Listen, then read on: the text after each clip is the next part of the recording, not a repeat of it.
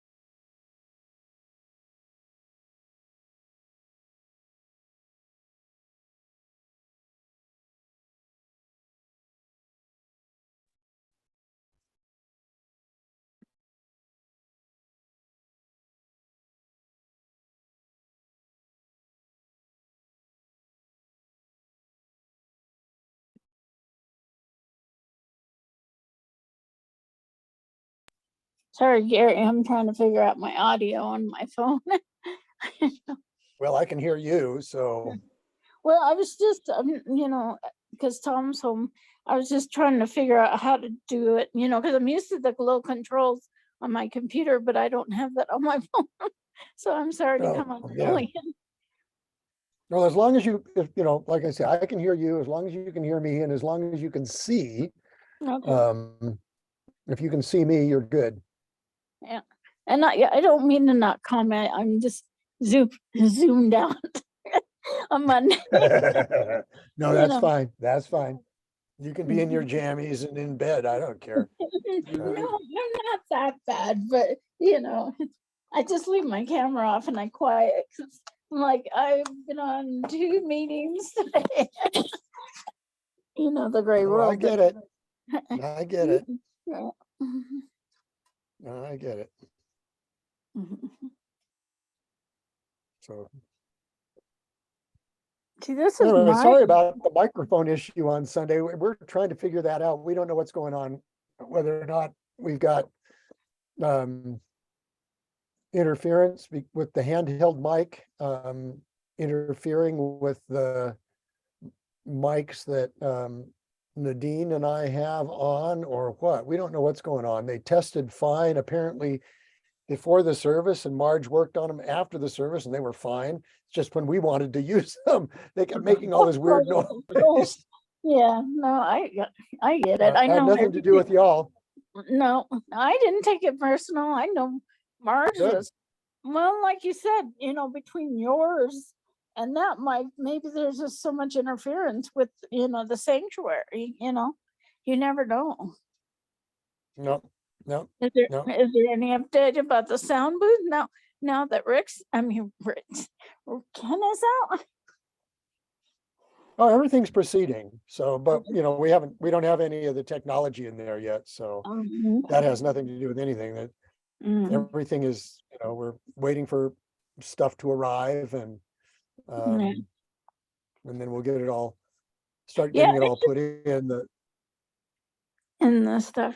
Well, the gal behind us had a good idea. I don't know if they got another family next week, is just to put the mic down and talk as loud as you can, until the mic's done.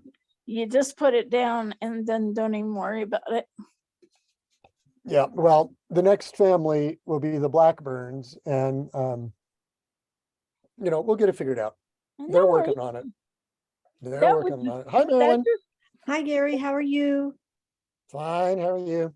Fine. I'm looking at your snow scene, wondering if that's what it's going to look like tomorrow. I don't know, but I doubt it will. From what I read on the paper and everywhere else, it doesn't look like. I mean, this was about 8 inches of snow from this picture. You can see. See if I can. Over here, the top of the deck railing up to the top of the snow. That's about 6 inches, but because it's just a deck railing, it doesn't hold as much as was on the ground. So So that meant that I had a lot of work to do, Yes, to you shovel. And so we'll see what comes out tomorrow. Yeah, I'll be out shoveling, I'm sure, but maybe not, trusting that it won't be that much. I hope not. I hope not. But at least this winter, our cars are in the garage. Yes. And unlike all the time that most of last winter, they were outside. Right. And we were supposed to have, we learned that we were supposed to get street sweeping this week. And I was thinking, right, well, if they didn't do it today, they ain't gonna do it any of the rest of the Right. week. Not the rest of the week. No. Because they're And then not it's gonna gonna be- sweep snow. Yep. It's going to be so cold too. So right before Christmas, I guess it will have a maybe we'll have a white Christmas. Well, there'll be some white somewhere, yeah. Yes. The first good. year we lived here, 2007 into 2008, every holiday from Halloween until Mother's Day, there was snow on the ground, Yep. I remember. Mhm. you know. And coming from California, we were just sort of, whoa. Yes. What have we done? Yeah, yeah. So anyway, it'll be it will be what it will be, and we'll work through it, and that's fine. So Are you all settled or getting settled in your house, getting put together? I wish, everything works, and we just don't have pictures up. We don't have all the pictures up, and Right. bookshelves aren't reassembled, and there's not a lot other than our Advent wreath. There's not a lot in the house that looks much like Christmas. Mhm. So, but we'll get there. I mean, You do. we Yep. still got 2 weeks. Yeah.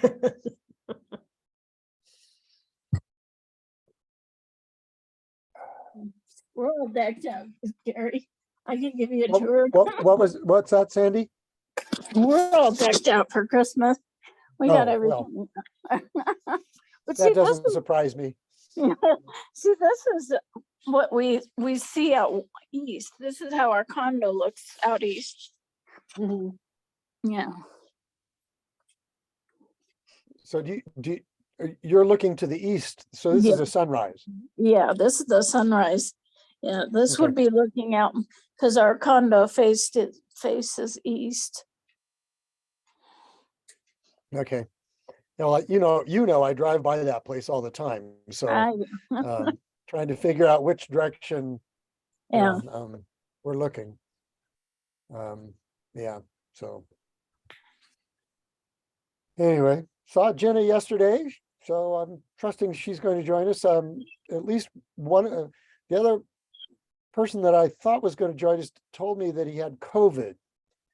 And so I said, oh, you can catch up. So either he will or he won't, but we'll wait a few moments for Jenna's, and then we'll get going, and she may join us. So Yeah, she told me yesterday. Go ahead. got a text from her today that said she was coming. Okay. She told me yesterday here's Moses. Yay. That she looked at all of those Maple Anglican videos on YouTube. That's overachieving. Yes, that is. Oh my goodness. But she said it was really interesting. So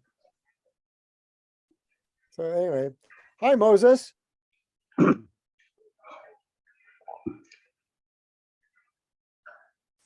Are you hearing me, sir? Gotta find my microphone. There we go. There's your Yeah. microphone. Okay, all right. Yeah, I'm hearing you. Okay, good. So how are you feeling? Well, I feel fine, but I'm testing positive for COVID. So I've got an appointment with the doctor to talk to him and see if I really do have COVID or not. Okay.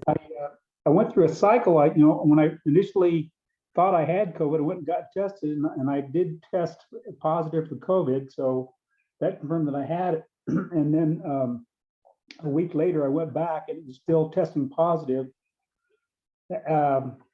4 or 5 days after that, I went back and it was testing inconclusive. So I went back again in another 4 Wow. days, and it tested inconclusive. And then after 4 days again, I went back, and because I was hoping to get a COVID negative, it tested positive again. So I'm going to the doctor to find out what's going on, because I don't have any symptoms and I feel fine. Well, I'm giving blood tomorrow, and a friend of mine was going to give blood at the same time, and he had COVID. Tomorrow will be, he will have tested negative, or 11 days, whatever, tomorrow, but he can't give blood yet. And you know, and he says, well, but it's because I think he says he's still coughing and all of that kind of stuff. So I haven't had any experience. Neither. The only person in my family who's had COVID was my son, and that was in December of 2020. And so we've been really lucky. We don't have the personal experience to sort of say, well, I get it. I just can say, well, this is what I've heard. So sorry. I was in the same boat here up until a month ago. Yeah. I'd never had it. So right. So were you able to access the video from last week? yes, I watched the entire video. Yep. Okay, good. And all of that. So you're relatively up to speed. That's great. Well, we'll wait another minute or so. Go ahead. Okay. Jenna can't get in. She can't access it. So we're texting. Oh, okay. Do you have any suggestions for her? Yeah, let's see. I think I've got her email, and so I can invite her. So just a second. Okay.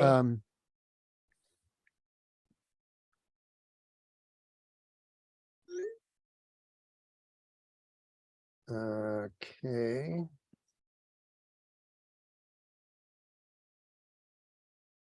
All right. I am going to try and invite her. Okay. So invite. There it is. Email. Text her and let her know to look for an email from me. Okay. Even and it will come from a Comcast account. Okay. So all right, so I'm shooting it right now.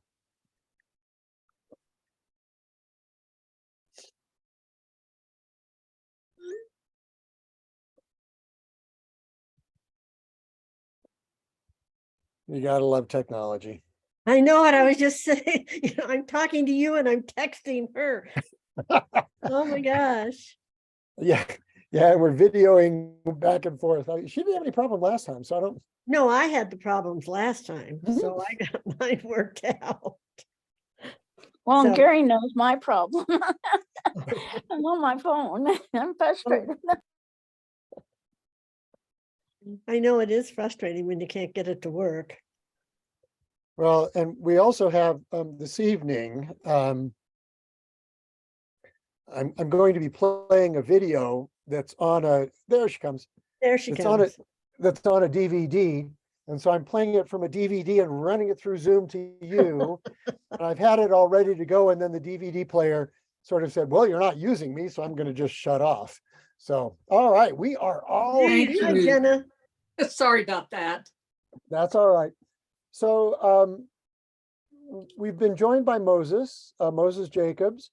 I don't want to sort of go through all of the introductions that we did last week, but just real quickly, who all is here, and you know, anything that you want to say, as long as you keep it to a minute or less.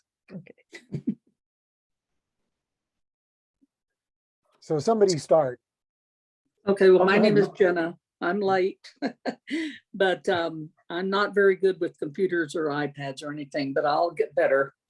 I'm taking this class because I want to learn more, basically. Okay. That's it. That's good. Good. I'm Marilyn, and I've been at the church about 4 years, and I thought it was time for a refresher. So here I am. Great. I'm Sandy, and I just want to learn more now that I'm a little more active with the church. Thanks. Okay, Your turn.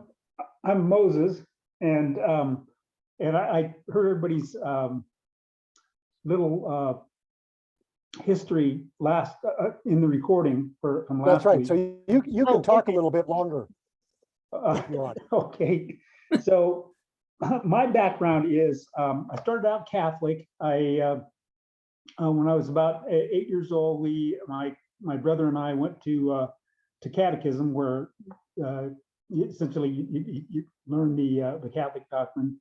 I was baptized and confirmed in the Catholic Church. After a few years, I was raised by my mom.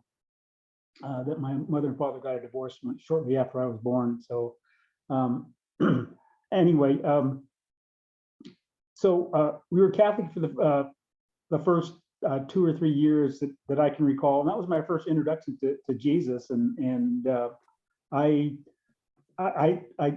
fully didn't understand what was going on. I saw the pictures.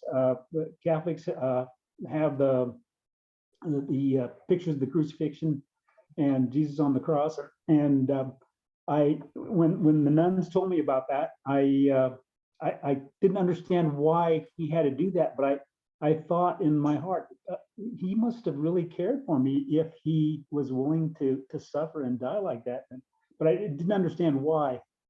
But anyway, that was my first introduction to Christ. But after a couple of years, we started going to a church called the Church of God in Christ, more of a Pentecostal denomination. And then we attended there, and in a vacation Bible school, I accepted Jesus into my heart, and I've had a relationship with Christ ever since then. But we attended the Church of God in Christ for a couple of years, and then we went to a Methodist church for about a year and a half, and then I've been all across the denominations. I had developed a relationship with my dad, and he had gotten involved. He had gotten involved in a Billy Graham crusade, and got saved through that Billy Graham crusade. And he was ministered to by an Assembly of God church, a kind of a more charismatic type church.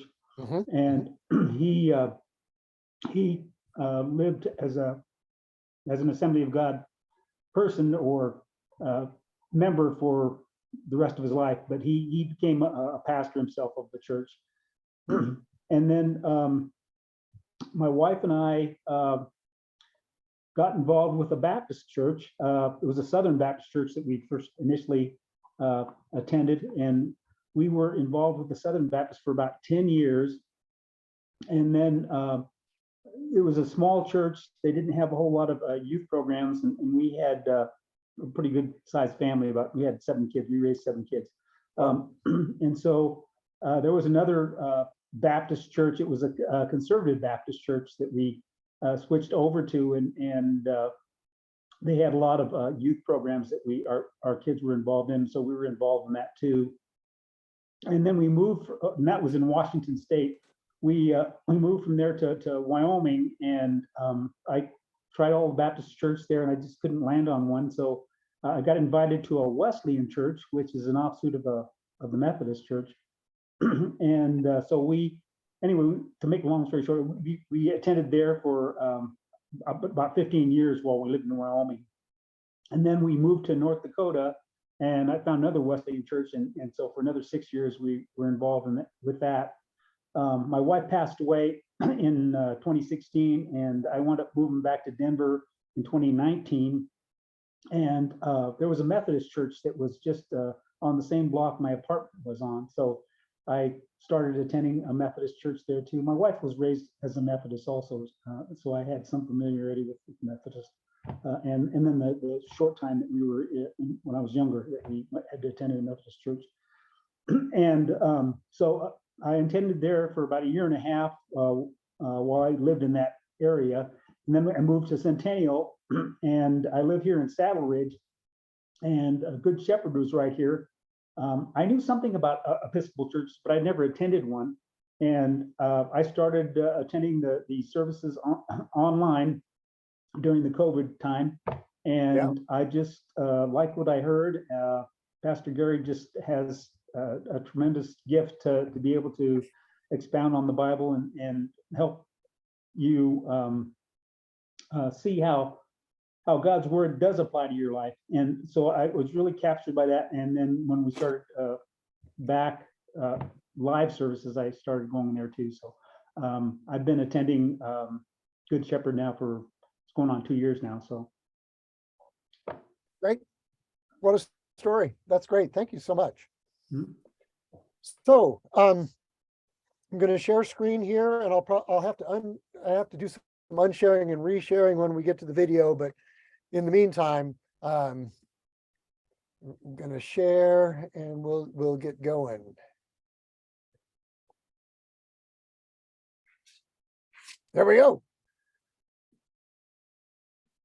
So those you recognize this slide. Now we're at week 2, and what we're going to be doing is getting from basically the Reformation to today, historically. And so I'm gonna talk about the Reformation up until kind of the Revolutionary War, and then I've got a couple of videos that will take us forward.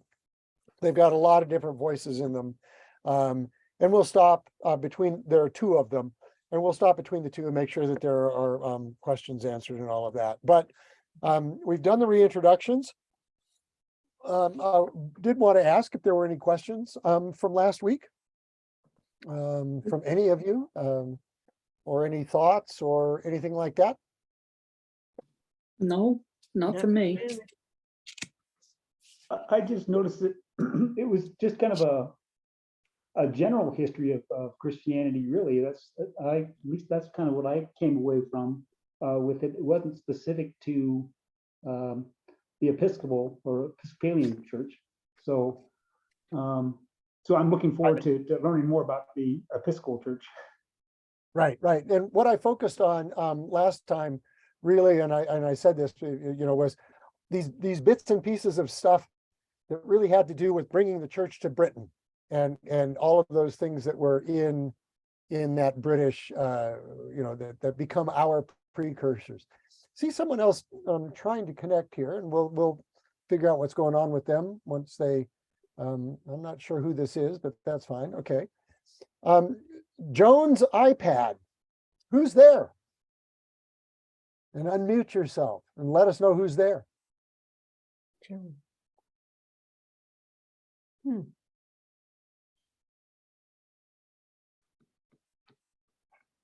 Well, they'll jump in when they can, so that's fine.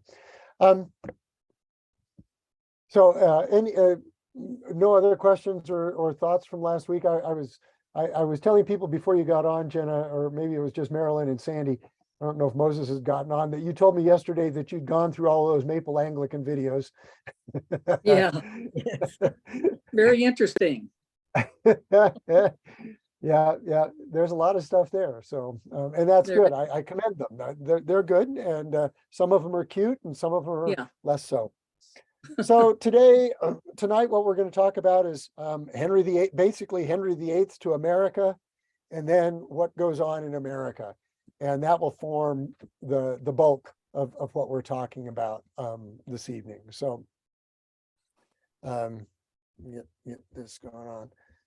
There we go. So when I said last week that what we were going to be doing over the course of the whole class is this is where we are now, the piece that's there blocked out in red. Last week was the introduction and a little bit of into the Anglican history. And so today we're really doing Anglican history and then Episcopal Church history. So that's what we'll do. And next week we'll talk about worship and spirituality, but we'll get to that at the end of the evening here. So after the Reformation, we didn't really touch on the Reformation yet. We'll do that here in a bit.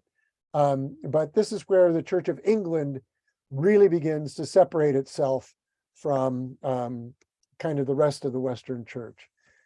So, of course, Luther, that's not Luther. We'll talk about this picture here on the left in a minute, but on my glasses so I can see my notes. So Luther in the early part of the 16th century, we all did this, right? A few weeks ago Mhm. when we did Reformation Sunday, right? So Right. in the early part of the 16th century, Luther saw that there was a lot of corruption, maybe misuse of theological ideas, and all having to do with money in terms of the sale of indulgences by the Roman Catholic Church, and so the theses, the 95 theses that he hammered to the cathedral or to the college, the church in Wittenberg, were really mostly aimed at those the problems with the indulgences. But it really started a ball rolling that had been building a little bit in Europe for quite some time. Well, in 1521, books from Luther began to appear in England.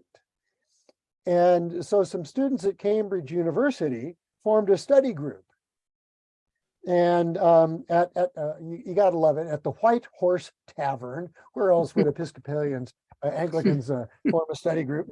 And Thomas Cranmer, that's who that picture is, and he plays a big role in what comes up for the next 50 years or so. Thomas Cranmer was probably among that study group. So very early on, he was exposed to kind of Lutheran ideas.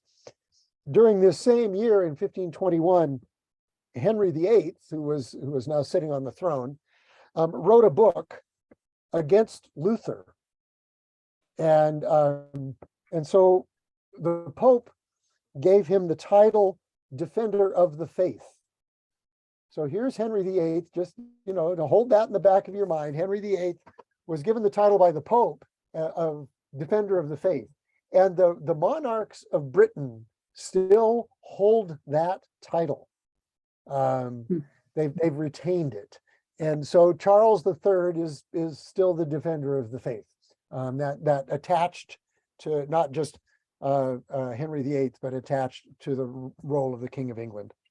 So a few years later, good old Henry, I mean, he did have something to do with the formation of the Church of England, but it wasn't just about the divorce. But he'd gotten permission from the Pope to marry his brother's widow, Catherine, but she couldn't give him a son.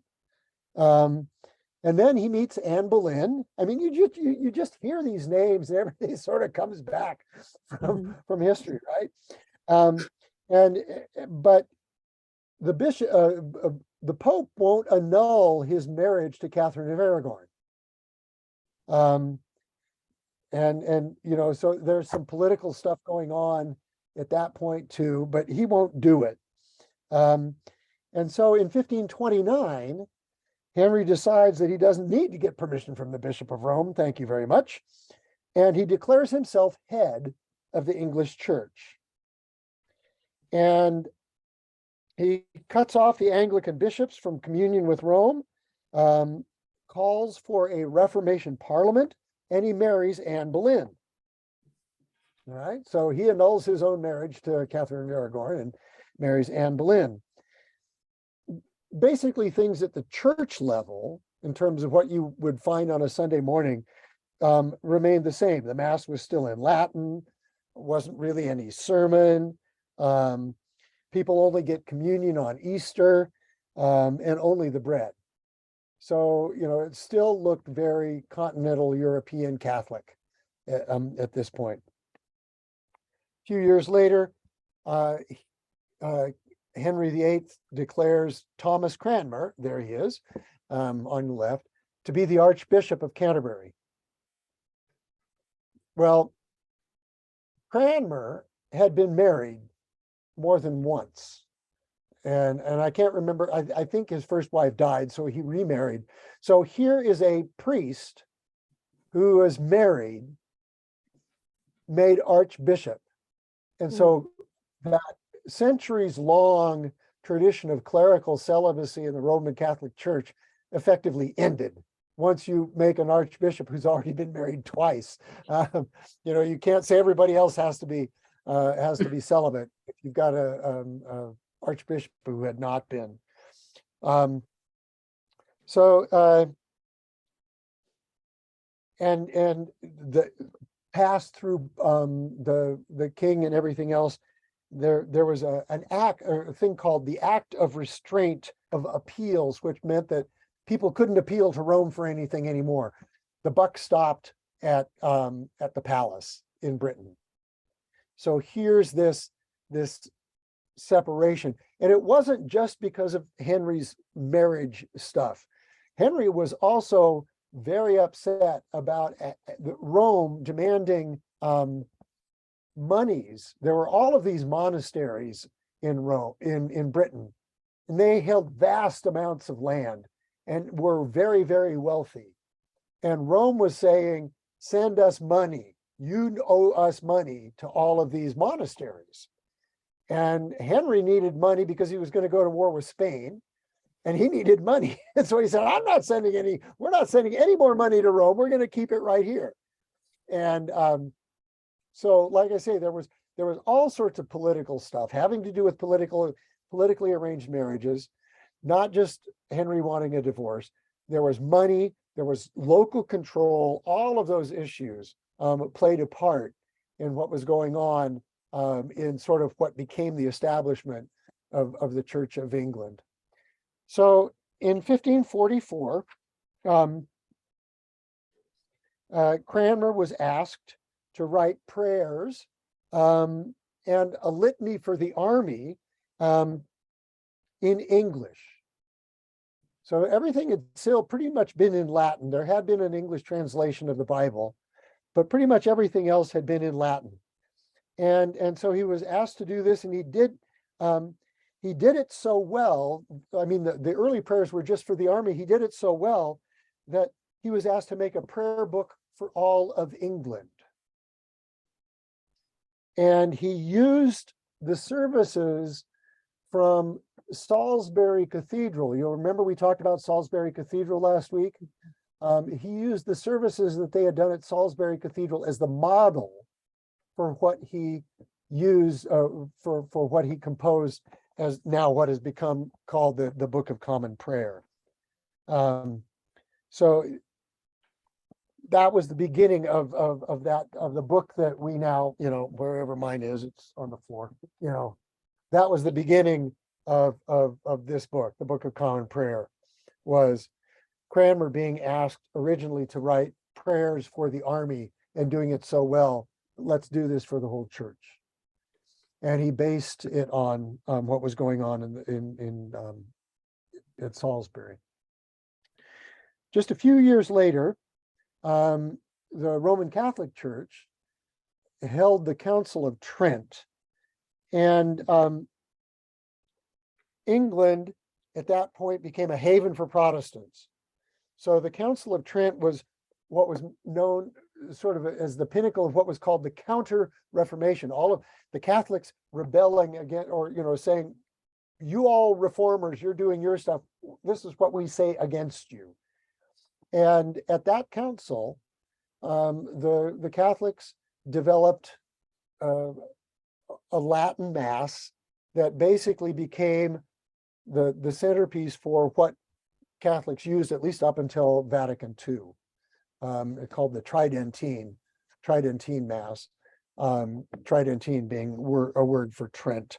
And bishops in communion with the Bishop of Rome decided that they were going to venerate equally the Bible and the written and unwritten traditions. So what that says is for the Romans, for Roman Catholics at this point, is that tradition was on the same level of authority as the Bible. The Bible was not the supreme authority. That was very anti-Reformation. We'll talk about this when we talk about theology, but we'll talk about this and how the Episcopal, how the Anglican Church, we'll mention it in a minute, differed a little bit from that.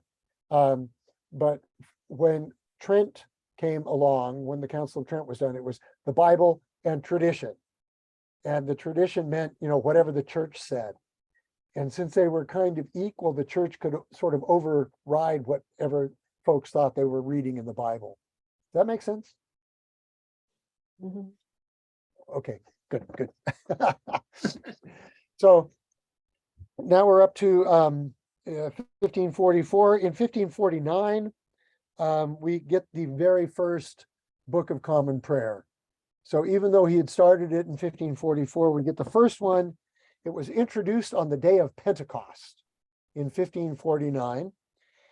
It was written in English, no more Latin. Emphasized the people's participation. They were no longer just passive audience, and required that the Bible be read from cover to cover, not just little snippets, so that the Bible, everybody heard the Bible. With the Book of Common Prayer, fast days were retained. Why? Well, the fishermen needed the fast days because they made a lot of money on Wednesdays and Fridays when they weren't eating meat. So probably to help the fishermen, they stopped a lot of the saints' days.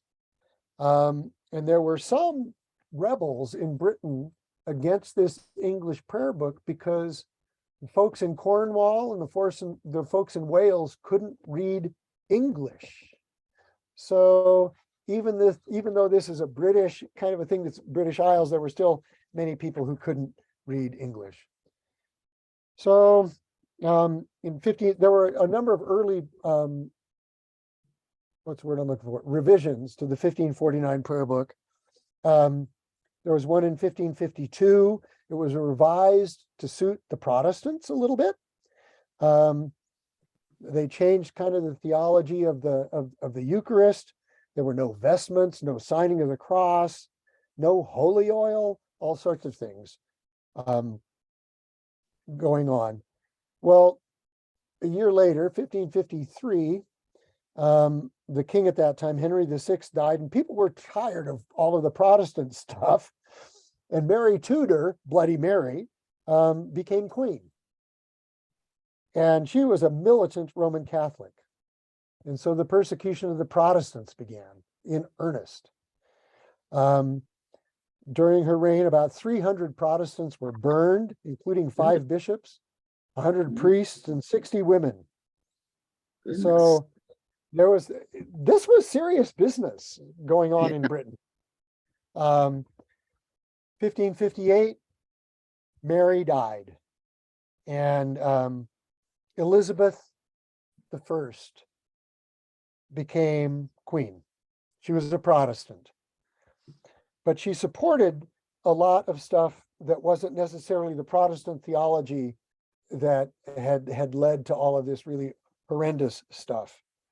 And so in 1559, the Book of Common Prayer was revised again. And she reintroduces vestments and some other things, so watching how this goes back and forth between the Protestant side and the Catholic side, who's in power, what prayer book are you going to use, really cements the idea that that Britain wanted to have a united religion, because that meant that the monarchy could be united and that the people would be loyal to the monarchy. And so there was a lot going on with all of that sort of stuff. Let's see if I think that's probably pretty much. Any questions at this point? Nope.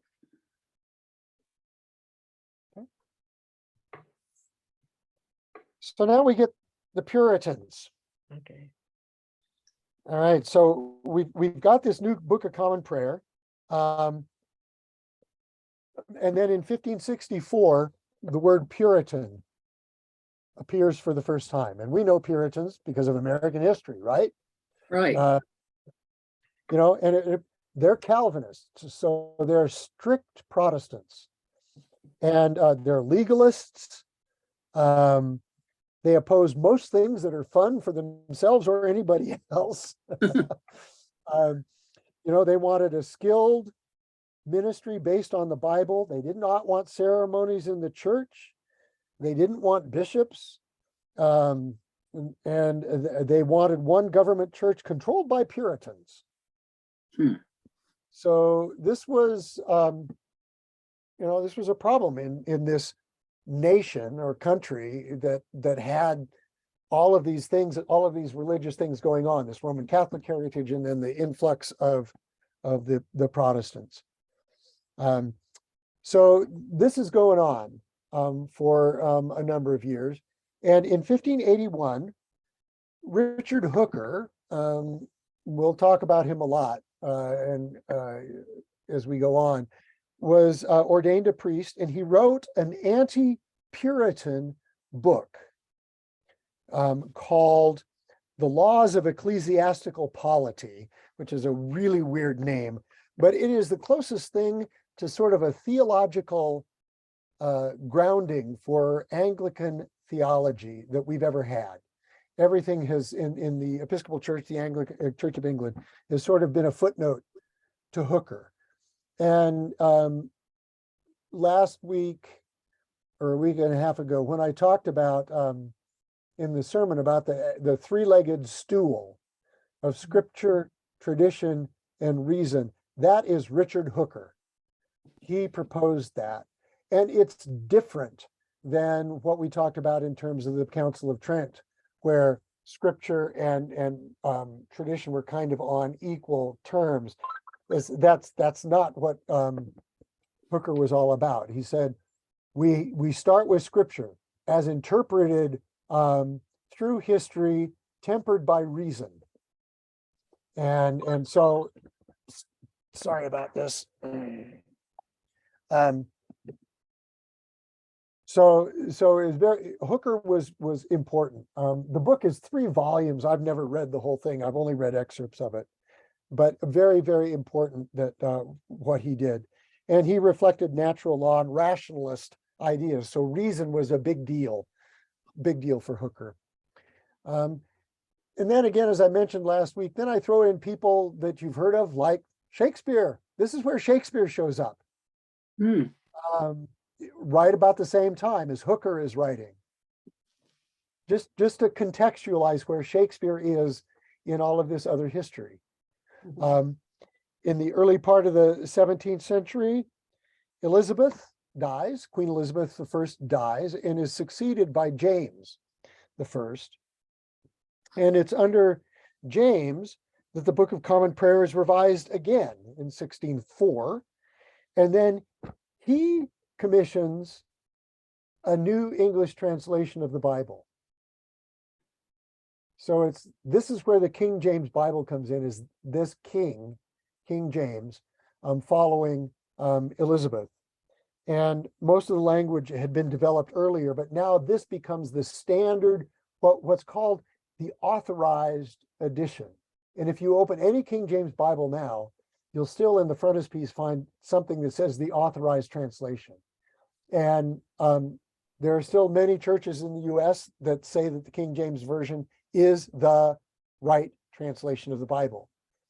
And it was mostly translated, like I say, it was really mostly William Tyndale's translation, and mostly a translation from the Latin rather than from original languages. So if we compare King James English or King James translations to some of the later ones that were that had Greek and Hebrew available to them, we can see some differences that became relatively important. Few years later, we had the Scottish prayer book was established, and it was just kind of another translation, but a little bit of a revision of the English prayer book. But the Scottish prayer book became the basis for what our Book of Common Prayer came to be in the United States. We'll get to that. You'll hear a little bit more about that in the videos. And then in 1640, Charles wants, so we got England and Scotland, right? and we get civil war. And this happens in 1640. Charles I wants to approve funds for a war with Scotland. Before we get too Parliament far raises an along, army against. could I ask a question? Sure. Hate to interrupt, but on the King James Bible, Yeah. didn't Wycliffe start to translate the Bible into English? It's Yeah, before the King Wycliffe. James. Oh yeah, Wycliffe was working. Oh golly. Well, my 13th question before- was, did Wycliffe translate the Bible into English from Latin, or was he using the original text? No, Hebrew and they were all working from Latin, Okay, and mostly what they were working from was a translation into Latin that had been made by oh golly, I just had a brain freeze. Jerome, Saint Jerome, and he translated it from the original languages. But you know, there were a lot of things that had been discovered after Jerome, and then certainly after Wycliffe, and then certainly after the King James version of earlier texts. So yeah, there was this a beginning of a history, and when Wycliffe started his translation, he was in Europe, and he wasn't in Britain. He was in Europe, and he got, you know, he was martyred for that Yes. work. So mhm. starting all that work is really problematic. So there So was anyway, an English in six- Bible before King James. Yeah. Tyndale, William Tyndale, started translating. Let's see, I sort of skipped over that so he was William Tyndale in 1536, was a priest, a Lutheran sympathizer, responsible for an illegal English translation. He was strangled at the stake. Dear. Jeez. Okay, so that was in Brussels, not in Britain. So these things were happening not there, but Mhm. still really problematic. Well, thank you. Sure. Oops, backwards. In 1662, the Act of Uniformity or Conformity was passed. At uniformity, you could not continue. Anglican bishops could not continue to be in communion with other Christians whose ministers lacked apostolic succession. And so, if you were a Presbyterian, you didn't hold apostolic succession. So that put all of those Protestants mostly up in Scotland, out of communion with the Church of England. All right. And we've been dealing with that now for 400 years and trying to figure out what to do with that. Again, a name that you've heard, John Milton. This is where Milton shows up, 1667, and Paradise Lost and all of those sorts of things. 1689, we get the Act of Toleration that partially restored civil rights to Roman Catholics and other dissenters. So Britain is really trying to figure out how to hold it all together religiously. How do you do this when you have theoretically a religion of the realm? What happens when you've got folks who aren't part of that religious tradition? And so the Act of Toleration sort of really emphasized for Anglicans the virtues of tolerance and mutual forbearance, which I would say that the Episcopal Church, for the most part, is held to for some time. 1707, Isaac Watts, famous hymn writer, Anglican hymn writer. We still sing his hymns. Oh, for 1,000 tongues to sing. Isaac Watts. We sing these hymns all the time. And so this is where he sort of shows up in here. And then 1726, Jonathan Swift, Gulliver's Travels. So at this point, you know, things have calmed down in Britain, all right, for the most part. And so now we're going to move, because things in Britain have stabilized. Now we're going to move into how all of this works in the Americas. So before, and I'm going to have to jump out of these slides and try and cue up the video. Any questions at this point? No, not for me. No, All right, well, let's see if I can get this queued up. All right.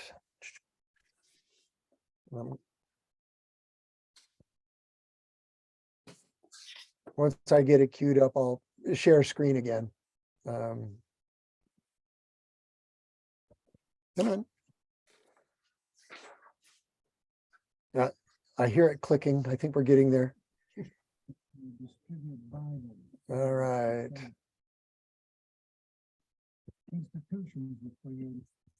All right, go. All right.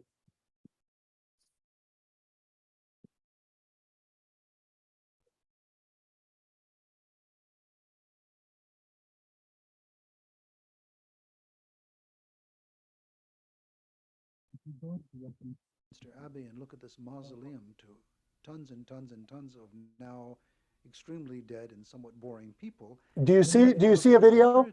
No. The whole of American No, I church hear it. is boring by You hear it, comparison. but I don't see That's it. sort What's of a going trade-off. on? At least we don't. Look, this worked. I've done this before. Here.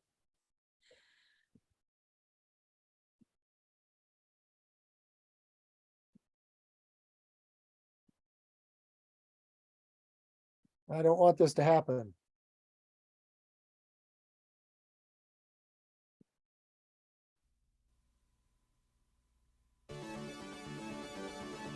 And it's not going to happen. You're hearing it, right? yes. If you go to Westminster Abbey and look at this mausoleum to Oh, dear. tons and tons and tons of Oh, dear. extremely dead and somewhat boring people, then if you look at the alternative and say, well, the whole of American church history is boring by comparison, that's sort of a trade-off. At least we don't have to put up with all those tombs all over everywhere. But the problem with the trade-off is that it gives us a sense I that don't know nothing what's has going happened on, so what in I'm the going to church in the do. United States. Oh, dear. And that turns out to be manifestly false. We are not an English nation at prayer. We are an American Episcopal Church. Oh. Who sent us the video? What we have inherited are some Gary, limits if from the you can't get it Reformation, up, biblical base, What's that? our respect just for email us the parents, video both link. clergy and laity, No, it's on a emphasis DVD. I on can't email you the Oh, link. in the actually, vernacular, sorry. and we And changed and their worship. We've inherited all of that, as well as a stance oh, from golly. Rome. Well, But how I'll tell that you what I'm going to do, translates because I know that across I've done the this ocean is before. very American. I'm going to figure out how to get this onto something, and I'm going to send it to you so that you can watch these two videos. Because I did this last year, and I did it via Zoom last year. And I don't remember what happened. There was something, maybe it's something that, shoot, this really aggravates me, because I know that I did it last year. In the year 1579, Sir Francis Drake landed. I'm going to stop it. Gary, can you just stop it, eject it, and then start it, put it back in it, and then start it over again? Maybe it'll kick in. Yeah, I think the problem, and I forget how now that I'm having this problem, I think the problem is that it's kind of a protected video, right? Because it's a commercial video, and there's a way to get around it. And because I got around it last year, and I hate doing this. So let me just check something. I'm going to stop sharing so you're not looking at that bright. You can look at me being frustrated instead. Okay. All right. Let me see what I can find here. There was, shoot, what in the world was going on here? Whether there was a different, it may have been that there was a different video player that I used rather than QuickTime. And shoot. Well, I'm going to tell you what we'll do, because I don't want to spend more time on this. The video is the two videos are really good, really informative. I'm going to figure out how to do that. I will record them as Zoom on Zoom, and then get that to you in the next day or so, okay? Yeah. Okay, Um, Sounds good. and because of the video content, I'm not prepared to lecture, for which I'm sure you're grateful. And like I said, this is really frustrating. I just forgot that I had to, I think, do this workaround. But I will work on that this evening so that I can try and get that out to you tomorrow or the next day. And then we'll be able to sort of come back next week and get questions answered. If that's okay with you. that's Is that all okay. right? It's fine with me. Yeah, Yep, that Yeah. works. yeah, all right. I really apologize. This is just so frustrating. Happens. And Welcome to the world of Zoom. yeah, well, my it's, frustrations, Gary. yeah, well, like I said, I think I discovered, like I say, I discovered this last year as I was preparing and madly figured out what the workaround was. And then I absolutely forgot when I saw, well, I can get it to play on the screen. I'll just share screen. Yeah. This year, I just didn't remember all of the rest of that. So I'll work on that here this evening and I'll get it done and get it out to you as quickly as I can. All right. Okay, sounds good. But next week, what we would be doing next week, I'm going to go back to this share screen here so we get to the